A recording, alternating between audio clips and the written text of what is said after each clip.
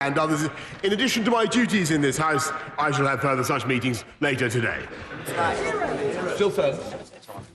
Mr Speaker, last Thursday we received the devastating news that more than 350 steel jobs will be lost in Sheffield, Rotherham and Newport.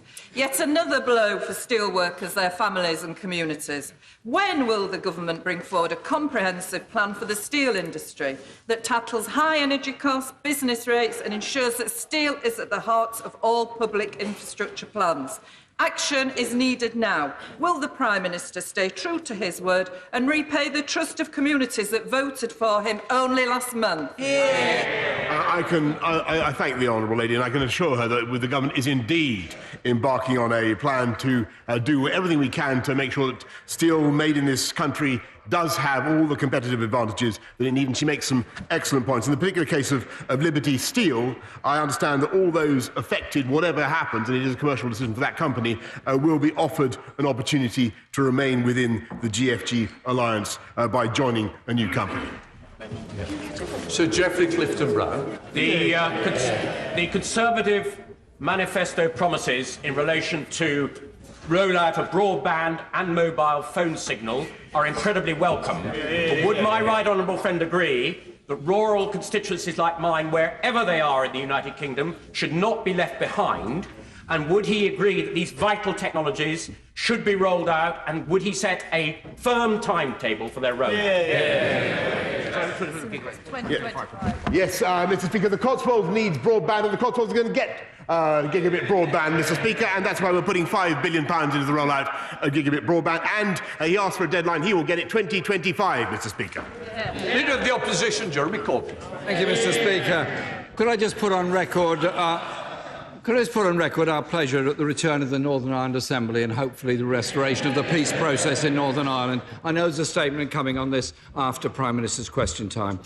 Can the Prime Minister let the British people know why, after almost 10 years of Tory government, patients are waiting longer for essential NHS care, whether it's in A&Es, on waiting lists or for a GP appointment?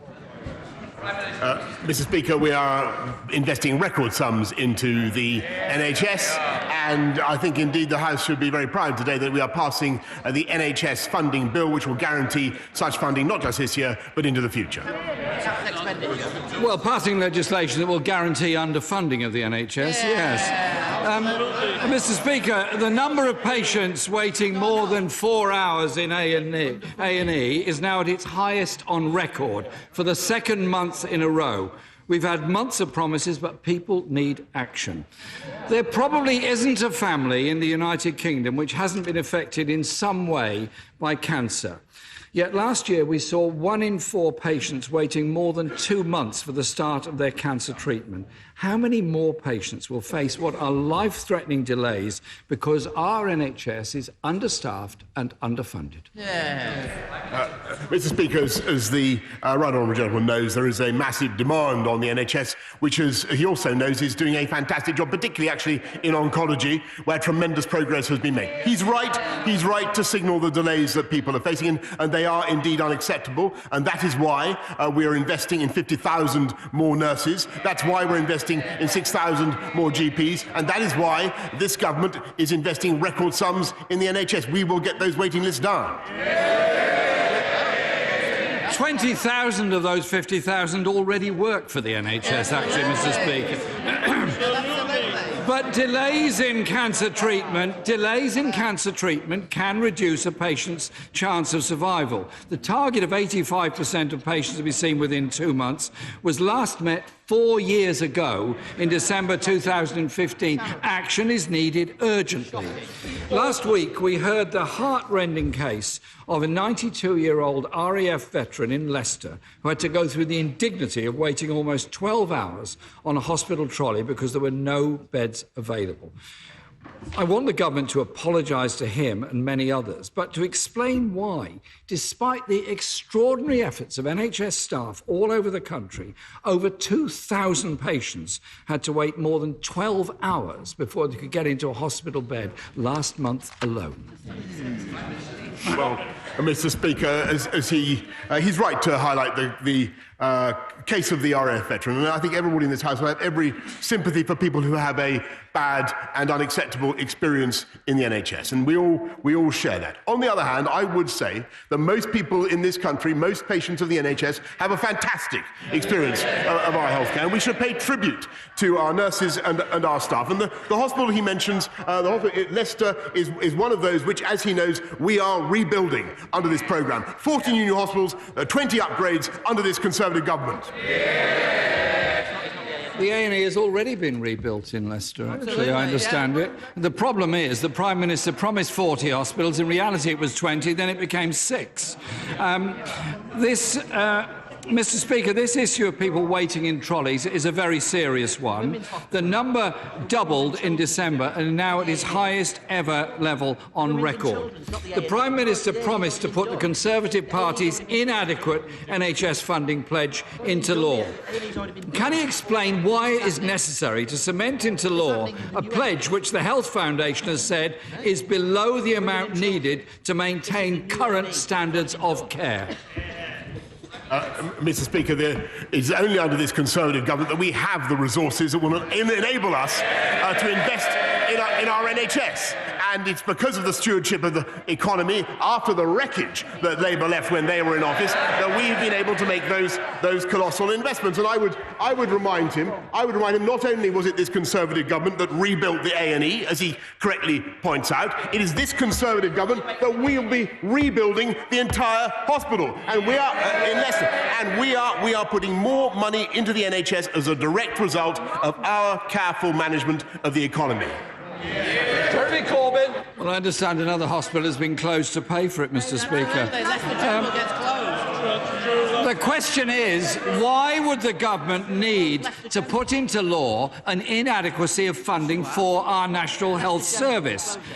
Health professionals have said the NHS needs more money than the government is saying in order to keep patients safe.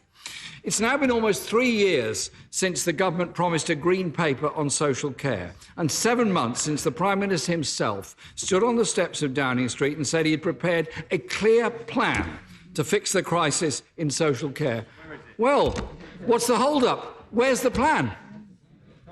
Well, Mr. Speaker, I'm delighted by his constructive attitude, Mr. Speaker, because as he knows, we do intend to begin with cross-party talks to build a consensus. And I think there is a growing consensus in this country on the need to tackle the issue of social care so that everybody has dignity and security in their old age. Nobody has to sell their home to pay for the cost of their care. We can do it, and we will do it. With the help and cooperation of the Labour Party and other parties in this House, we will go ahead with a fantastic plan for social care. I look forward to his support, but I would point out to him that it is thanks to this Conservatives' stewardship of the economy that we are now, and indeed the mandate of the people that we have, that we are now able to tackle a problem that was shirked not just by the Labour Party, but for governments for decades after decades, and we're going to do it now. Jeremy Corbyn. Mr. Speaker, I don't know if the Prime Minister had a chance to read the Labour manifesto in the election, but we made it very clear. We have a plan. We have a plan, a very clear one.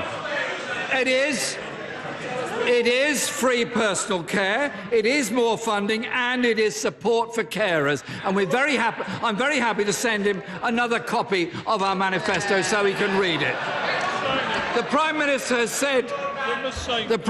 has said many times he's going to put this NHS funding issue into law. But all this gimmick means is even longer waiting lists, more delays for cancer patients, and more A&E departments bursting at the seams, while patients continue to suffer while he continues to provide excuses. If he's really committed to fixing the crisis his government has created over the last decade, he should end the empty rhetoric and back our proposals to give the NHS the funding it needs, rather than putting into law an insufficiency of funding. The NHS is our most precious national institution. Fund it properly, that everyone can rely on it, those that cannot afford private health care. Well, Mr. Speaker, I'm delighted he's still fighting on the manifesto that he submitted to the attention of the British the British people at the last election. I think it was pretty clear what they thought of it, what they thought of the credibility of the promises that he made, but it was also clear what they thought of what we're going to do, because they see that we are the party of the NHS, Mr. Speaker.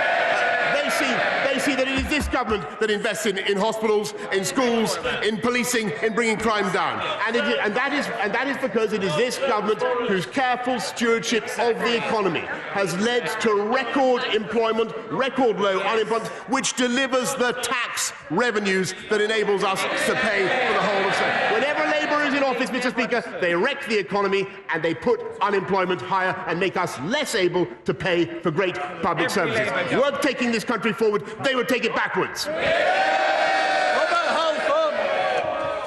Thank you, Mr. Speaker. Despite the clear improvement in educational standards and of funding, white working-class boys massively underperform at every stage of the education system compared to their better-off peers. Given the exciting infrastructure projects on the horizon and the high-value apprenticeships that will be unleashed, does my right honourable friend agree that reforming the apprenticeship levy, investing in apprenticeships, will allow us to ensure that white working-class boys climb the skills ladder of opportunity? Mr. Speaker, apprenticeships play an absolutely vital part in the progression of the kids that he's talking about, and it is absolutely right that we should follow his advice. And he's been on this for quite a while now, and reform the apprenticeship levy. And my right honourable friend, the Secretary of State for Education, will be updating the House in due course on our proposals. Ian Blackford. Thank you, Mr. Speaker. And can I congratulate all the parties in Northern Ireland for reformulating the Northern Ireland Executive? Mr. Speaker, the Prime Minister sent a letter to the First Minister of Scotland, rejecting the democratic right of the people of Scotland to have a choice over their own future. Mr. Speaker, this was not a surprise. The Prime Minister is a democracy denier. Can I say to the Prime Minister, as his colleagues privately admit, this position is undemocratic, unacceptable and completely unsustainable. The Prime Minister has shown utter contempt for Scottish democracy, for Scotland's Parliament and for Scotland's people. Does the Prime Minister accept that by ignoring Scotland, imposing Brexit with his pursuance of cruel and punishing policies, that he's strengthening the case for Scottish independence? Mr. Speaker, it was not only the right honourable gentleman who leads the SNP in this House, it was also Alex Salmond and his protégé, Nicola Sturgeon, who said at the time of the referendum that it was a once-in-a-generation event. He said it, they said it, they were right then. Why have they changed their mind? He is the denier. He is the denier of democracy. Andrew Griffiths. Good question. Mr. Speaker, the Prime Minister's party, the Conservative Party, signed up to the Smith Commission that recognised the right of the people of Scotland to determine their own future. That's the reality. The Prime Minister lives in a fantasy land, but people across Scotland know the reality of this Prime Minister's broken Brexit Britain. The truth is, the only union that the Prime Minister is truly interested in is his union with Donald Trump, a partnership that threatens to sell off our precious National Health Service. Mr. Speaker, only yesterday the Prime Minister called for the replacement of the Iran nuclear deal with, as he put it, a Trump agreement. The public deserves the truth. What backroom deals are being done with Donald Trump? Why is the Prime Minister putting our NHS at risk?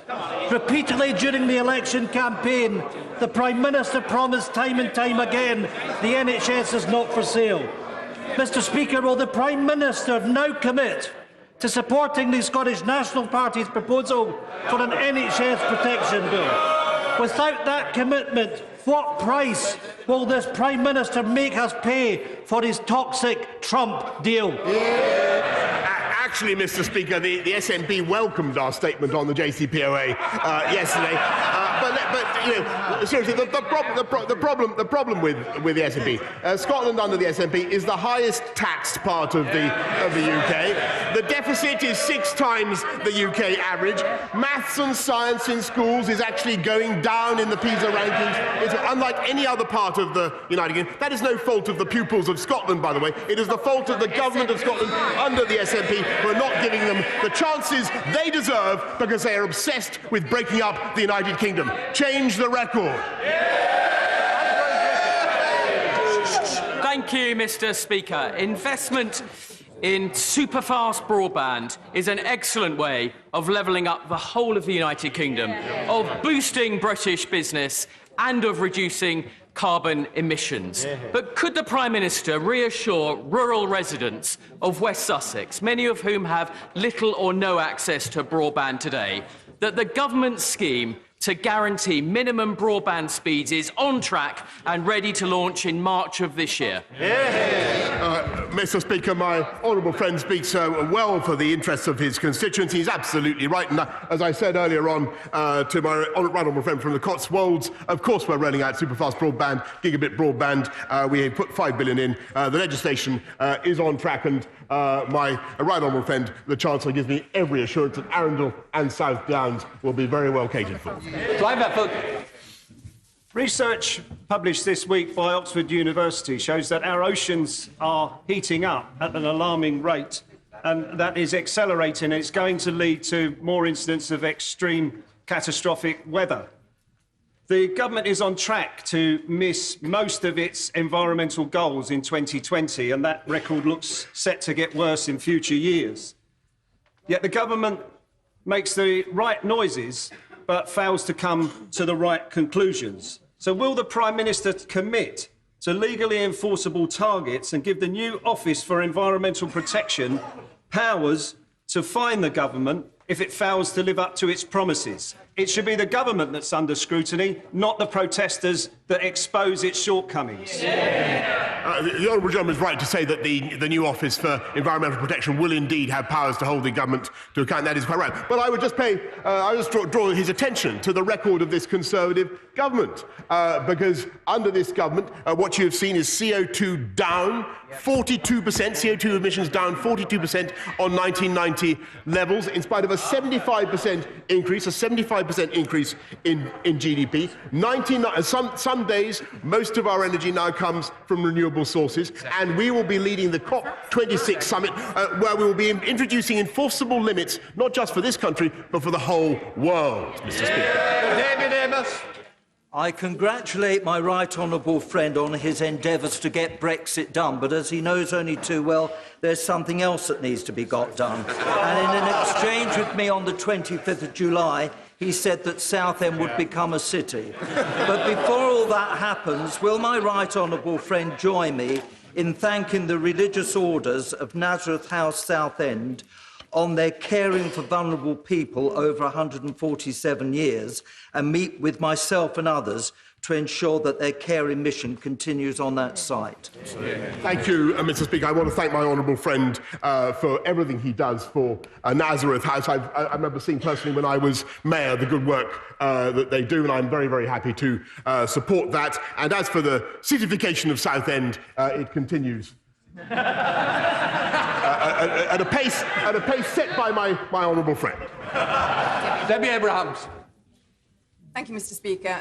There are 1,200 people living with dementia in my Oldham East and Saddleworth constituency, 850,000 across the UK. Today, dementia is the leading cause of death in the UK. So will the Prime Minister commit to supporting Alzheimer Research's report recommendations to find cures and new treatments for all forms of dementia? And will he also support the Alzheimer's Society's call to fix dementia care as a matter of urgency? Well, Mr. Speaker, I congratulate the honourable lady on what she has done personally to support that campaign, and she's absolutely right to stress its vital importance for this whole country. It's one of the biggest challenges we face, and that's why we're doubling funding. And as my right honourable friend, the Health Secretary, has said, we want to do a moonshot effort to isolate the causes of dementia, to cure it if we possibly can. Sir Desmond Swain, close. Number 8, sir. Hang on. Right there. I got it.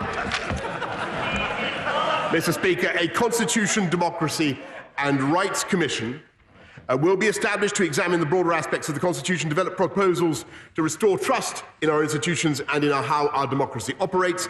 Careful consideration is needed on the composition and focus of the Commission, and further announcements will be made in due course. Sir Desmond Sway. Will he let bygones be top priority? Mr. Speaker, I can tell him, I thank him, I can tell him that our independent courts and legal system are, of course, admired around the world. We will continue to ensure that judicial review is available to protect the rights of individuals against an overbearing state, while ensuring that it is not abused to conduct politics by another means or to create needless delays. Sarah Jones. Thank you, Mr. Speaker. Can I congratulate the Prime Minister, the Secretary of State and all the parties in Northern Ireland on the re-establishment of the Assembly? The press were briefed last year that the Prime Minister was going to bring an end to all ongoing investigations from the conflict, and he said on Monday that he wouldn't support vexatious claims when there was no new evidence. But of course the Stormont Agreement includes the Historical Investigations Unit, and the point of all the ongoing investigations is that the original evidence has never been properly investigated. So will the Prime Minister today tell us, yes or no, whether he now supports the investigation of every single outstanding claim? Mr. Speaker, we will go ahead and as I said yesterday, I think there's a good balance that's been struck in getting Stormont going again between those who need truth and those who need certainty and the protection of our armed services. And nothing in the agreement, I want to reassure the House, will stop us from going ahead with legislation to make sure that no one who has served in our armed forces suffers unfair prosecution, a vexatious or unfair prosecution for cases that happened many years ago when no new evidence has been provided. We will legislate to ensure that that cannot happen. Craig Tracy. Thank you, Mr. Speaker. Staff at my local hospital, the George Eliot, have been praised by their bosses for the superhuman effort that they put in during the Christmas period, which was not only their busiest on record, but led to them being the 4th busiest across the whole of the West Midlands. So would the Prime Minister join me in thanking them for the amazing work that they do? And can you update the House on the progress of the NHS workforce plan? Because this is key to ensuring that places like the George Eliot are able to attract and retain the inspirational people we all rely on to deliver our healthcare services.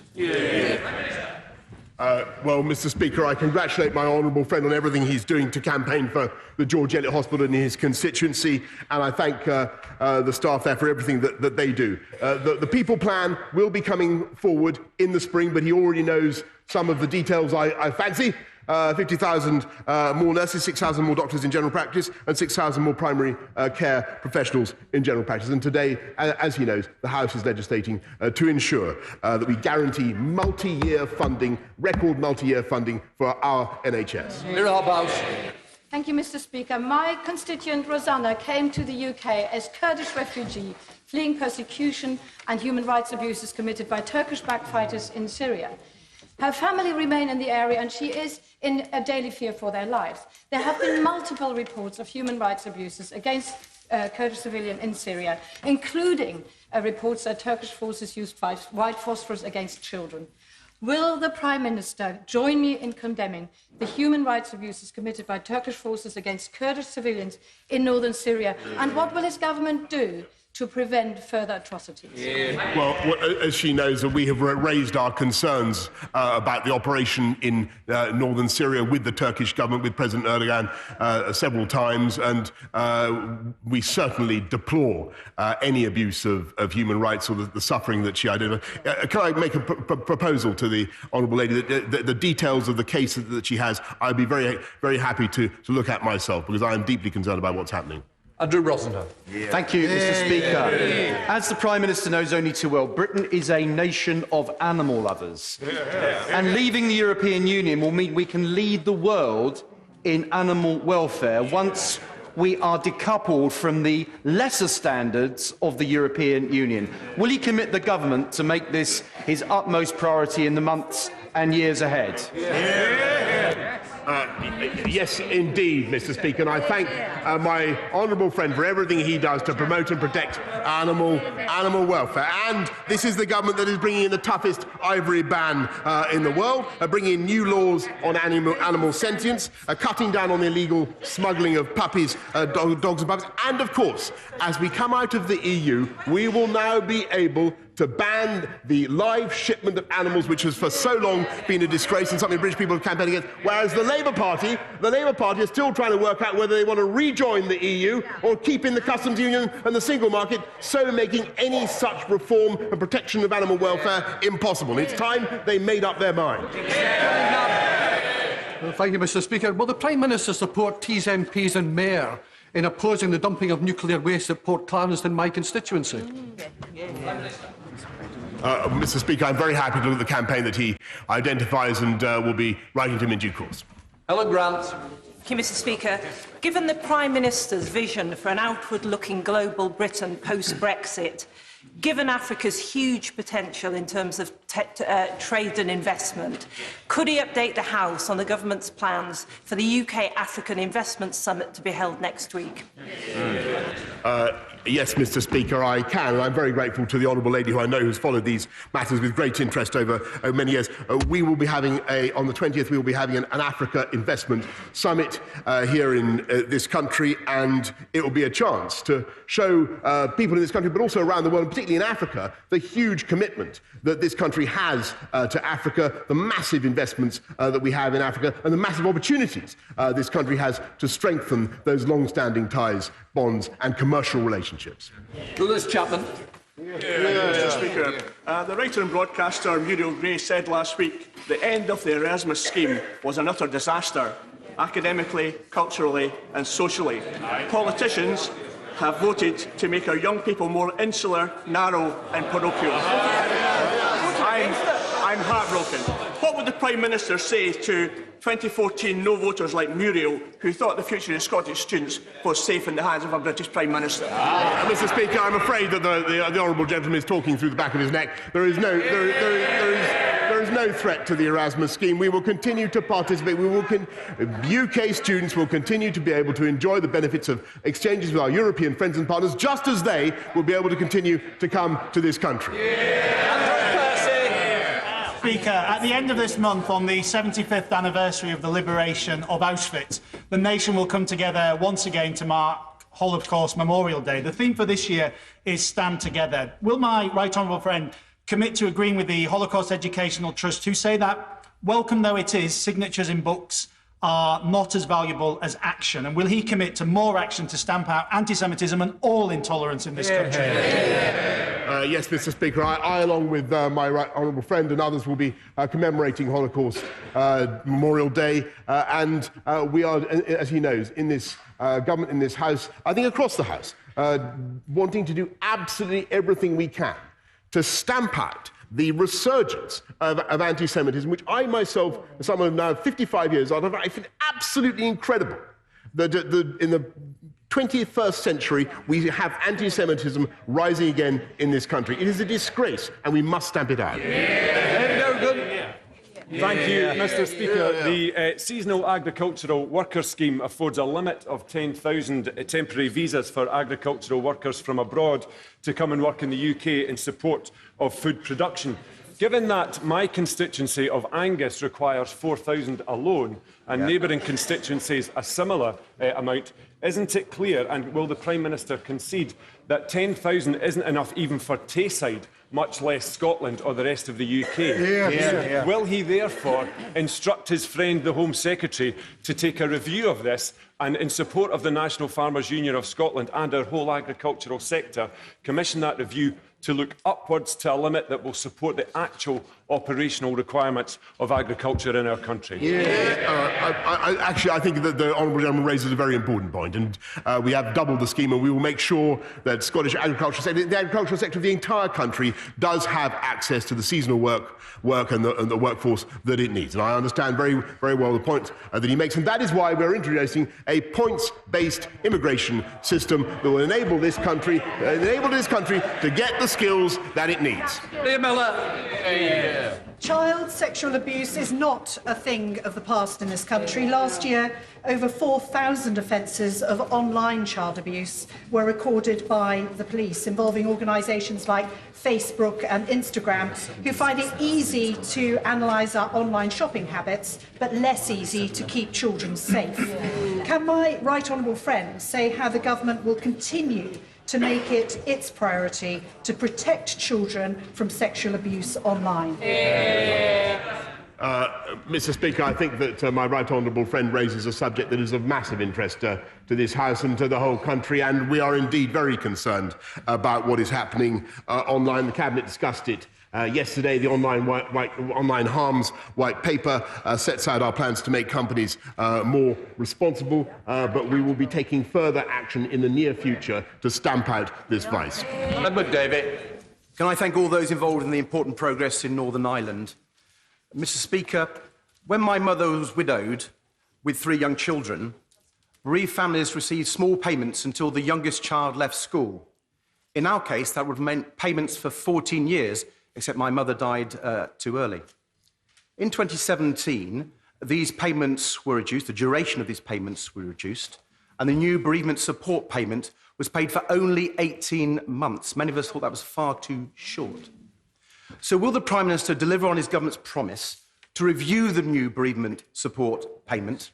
And will he meet with me and charities helping such families to discuss how we can better care for bereaved parents and their children? Yes, Mr. Speaker, and I know that this is an issue which is very close to the right honourable gentleman's heart, and it is absolutely right that we should provide people with easily accessible support following their bereavement, and I will indeed commit to meeting the right honourable gentleman. We're going to move on now. My word. Point of order, Chris Bidwood. Mr. Speaker, you will have Mr. Speaker, you will have noticed that it's become even more difficult to secure a seat on this side of the House following the general election, which reinforces the point I tried to raise in the last Parliament through a letter to the then Chair of the Procedure Committee about the need to have to take part in prayers in order to secure the seat. I find it, as someone who no longer has a relationship with God in a way that would be recognised by many, but those of us who don't have faith or subscribe to faith other than the established church are required to take part in prayers in order to secure a place. There is the possibility of putting a pink card in with committee written on it, and quite rightly today the doorkeepers, because there aren't any committees yet formed, declined to make a pink card available to me.